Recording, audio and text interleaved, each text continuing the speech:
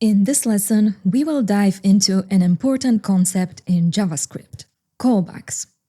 Let's start with a simple example. Function greeting with a parameter name will alert hello name. The alert method displays an alert box with message in the browser.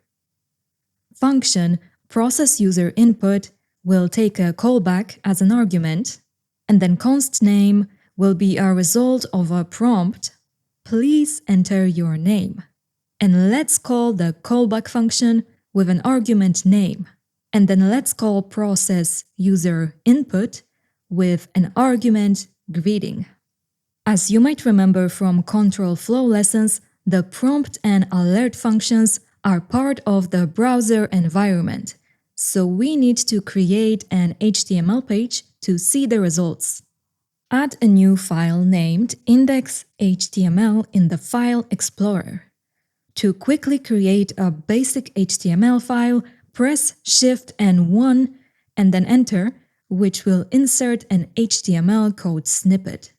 Next, in the body section of your HTML file, add a script tag with your script file as the source.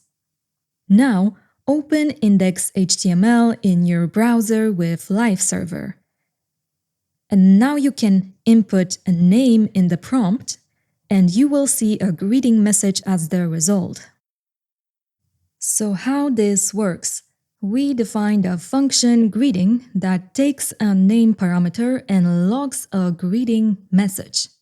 The process user input function accepts a callback as an argument, retrieves the username, and then calls the callback function with the name as an argument.